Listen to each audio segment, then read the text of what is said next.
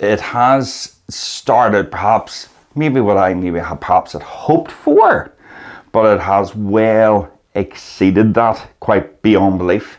Certainly the tail end of the year, there was a lot of people are having concerns, and quite rightly so. There was a bit of an element of, dare I say, I'm sorry to say it, scaremongering by the media as well, which doesn't help. So coming into the new year, we were never really too sure how all that there was going to be affecting high sales, etc., and listings, but January has actually well exceeded this time last year. So January 2022 was very good, but January 2023 has gone well beyond that. So the really interesting thing which we have found that it's actually the sheer volume of listings, and not just at the cheaper end of the market. I'm going right through to the really high-end, expensive homes. And also the thing which we found very interesting was that some of the higher end, more expensive homes towards the tail end of 2022, where they were maybe a wee bit slow. And sometimes you will find coming up to Christmas time, etc., it does have a tendency to slow down a wee bit. So maybe weren't expecting that to start generating again until springtime, but we got that wrong. The really high-end stuff that perhaps had been sitting, fears started happening, and boom, getting really good bids. I mean, really good bids that owners were happy to accept. So that was something perhaps that we weren't expecting, but it actually did happen. Now, at the early part of the year, I'm delighted to say I was instructed to sell a superb, luxurious home in the Armagh area, and it was listed at £425,000. Now, as beautiful as what it was, how incredibly luxurious it was, I was quite confident it would sell. But it was listed on the Monday. We had 8 bookings straight away, and by the Wednesday we had an offer of the full asking price. Now, any market, that's great, but in a market where people were having a lot of uncertainty, that was exceptional. So we thought, okay, well, is that a one-off? But that was at the beginning of the year, as I mentioned. But this has continued the whole way through January. It has been unbelievable. You know, maybe you were worried, right, if people are going to have to be cutting their prices, or offers going to be coming in really quite low, where people will think perhaps, you know, they're going to get a bargain. Unfortunately for the buyers, that hasn't been happening. You know, the home sellers have been getting really good offers, which has surprised them as much as it's sort of surprised me. Mind you, I am the eternal optimist, always a half glass full estate agent. Let's face it, nobody wants a pessimistic estate agent. You certainly don't. But the results for January have been phenomenal. You know what? That's a good question, but a really difficult question to answer, and to give an honest response, truthfully, I really don't know. It's just because there was a real fear factor with a lot of people, with obvious reasons, the cost of living and what have you, and interest rates, and so people being, you know, very sort of softly not knowing what way to go forward with this. January, we were really unsure how it was going to perform. So performing so healthy as it has, to sort of give you a reason why, I really don't know. But what I will say is that the January market, as it has been so good, I mean, that has certainly given me the impression that certainly throughout the year it's going to continue the same. But the important thing is that prices still must maintain at a sensible rate, which I do believe they will maintain to be at a sensible rate. If the market does that, then I can't see any reason why going forward the market won't be steady. And of course that's going to be good for everybody.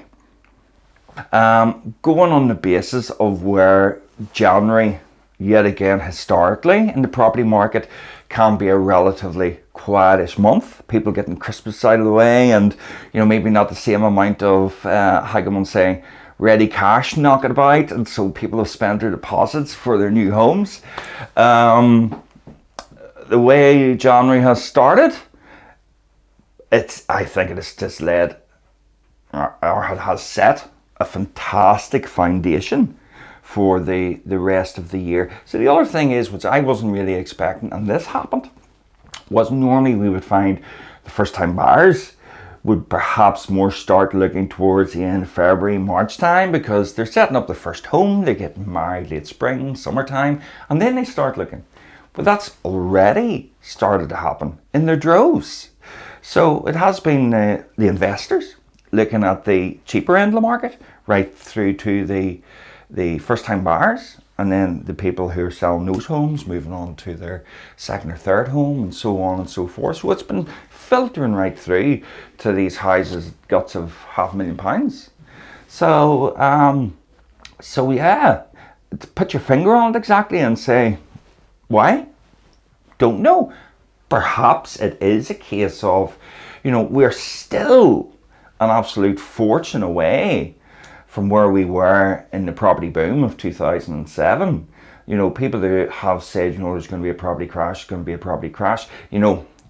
property crash was 2007, when those prices were ludicrously high. They were totally artificial. They weren't sensible.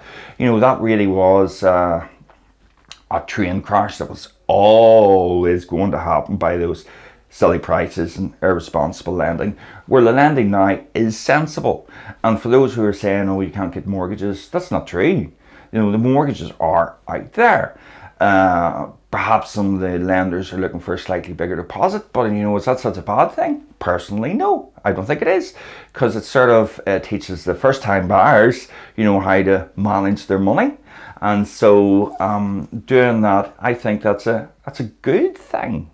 However, there's some lenders out there which at the moment aren't asking for overly big deposits. Now, whatever you do, don't ask me which ones. I would always say, go to your mortgage broker, go to the professional and talk to them about that, and they, of course, will guide you. Mm-hmm.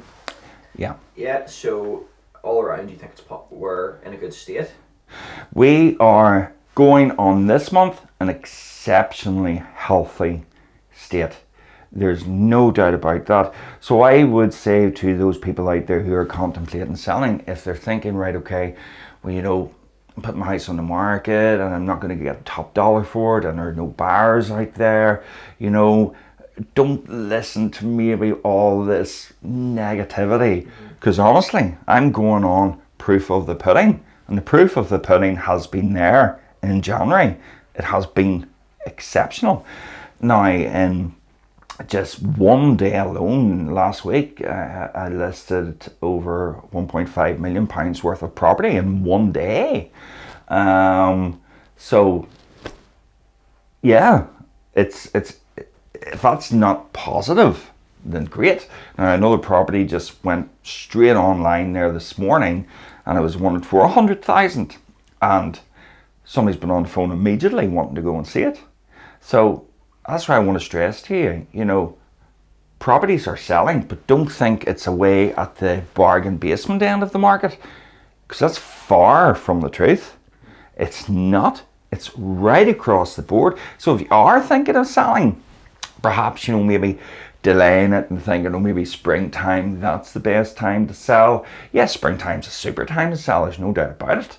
But don't think for 1 second that your potential buyers are not out there looking, because they certainly are. Positive for the sellers, absolutely. So there's no evidence there whatsoever this month that sellers are having to settle up at discounted prices in comparison to what they would have got last year. I mean, we've had a few people who have actually gone in straight away above the asking price to secure the sale.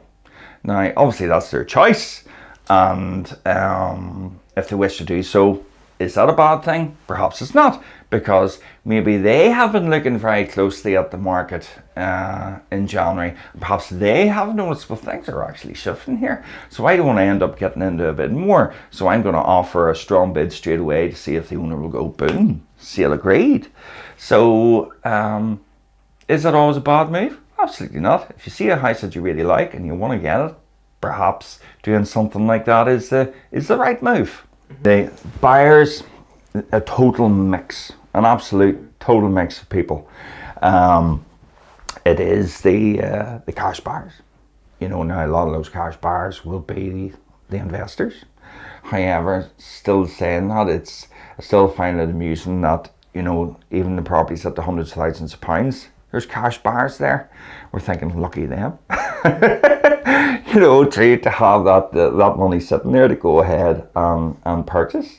The first time buyers, as I had suggested to you, that normally they would sit back and wait until springtime to buy. They've already started to buy. And those people who are downsizing, you know, coming into the new year, they perhaps have had they've had the massive garden during the summer and autumn months, and they said, right, that's enough. Want life a wee bit easier now, so I'm selling up and moving something to slightly smaller and more manageable. So a whole range of people have already started to sell and buy. So it's no specific person or no specific type of property. It's a huge selection, huge. I would actually like to home in on the fact of the expensive end. That really has been the big shocker. Of the volume of the higher end stuff, which has generated so much interest, but generated interest from the point of view of actually getting offers. That is something that you don't really normally see at the start of the year. So when you actually see that happening at the start of the year, and people have that sort of amount of money to spend, then you're actually thinking, hold on a minute. You know, people have been talking about the doom and gloom, and that doom and gloom, unfortunately, has all been hyped up. That's not exactly what is being shown in the property market at all. Like, I'm not talking about, you know, how I predicting the future. I'm actually talking about now and then, and showing exactly what has happened. Now, just the funny thing about it is, I know it's irrelevant to property, but still, at the beginning of the year, went out for a bite to eat with all the guys from work, because I never got around to getting their Christmas dinner, and we went out for a bite, and I was expecting the restaurant to be really, really quiet. Yet again, not a whole pile of money around in January. Going out for a bite to eat, everybody is a luxury. Went there, the place was absolutely jam-packed. There was no room in the car park.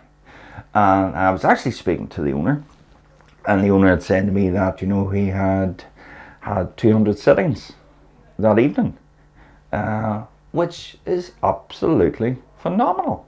So I thought to myself, right, okay, well, people yet again can still afford to go out and treat themselves, you know, to a nice meal. So I remember thinking to myself at the time, see, this was at the very beginning of January, and I was thinking to myself at the time, well, you know what? You know, people still have a wee bit of surplus cash. They can afford to do that, you know, in January. And for it to be so incredibly busy, I was thinking to myself, actually wondering, will that be the way the property market will be? It's exactly the same. People are buying in their droves. People are listing their home in their droves. And I mean, really, I'm delighted to say I really do get real top quality luxury stuff. And no shortage of calls, no shortage of emails of people wanting to book in and see these houses. And my goodness me, no shortage of offers, that's for sure. even through doom and gloom. Absolutely. You know, it's so I just think, you know, this negativity gets all hyped, but then is there really any, you know, anything behind it? That is shown to be the case. Absolutely not. Not when it comes to the selling of homes. None whatsoever. Look, let's look at it like this way. Very sadly, due to COVID, everybody had an incredibly rough time, and a lot of people did. And fact was, the world was expecting the property market backside to fall totally out of it, and you can understand why. That far from happened. The property market blossomed. When furlough ended, as far as everybody was concerned, that there's going to be mass unemployment. And what happened? I do believe statistics for Northern Ireland, now you correct me if I'm wrong, but I think I'm right in saying this, that employment went to an all-time high. So they're expecting the property market to collapse over COVID.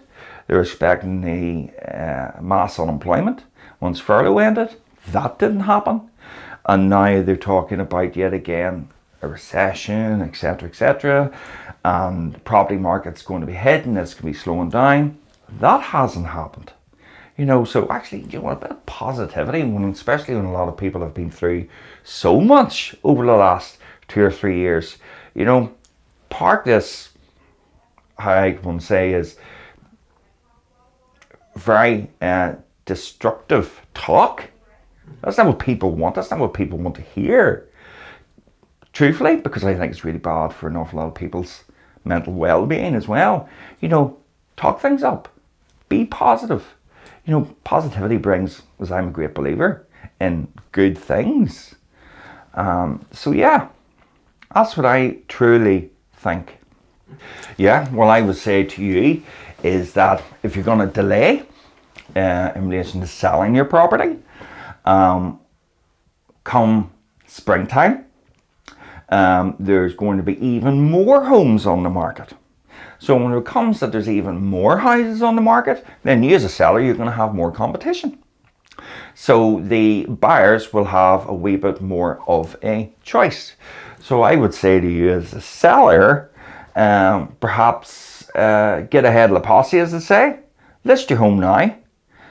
Yes, there's a lot of houses on the market, but list your home now, because the longer you delay, then undoubtedly you're going to have more competition. So when the demand is there, and oh boy, the demand is there, and perhaps not enough of supply, then that's when you as a seller are going to win. The buyer, yet again, even though the first-time buyers are out in their droves as well, I guarantee you, when it does come springtime, etc., the first-time buyers will multiply dramatically.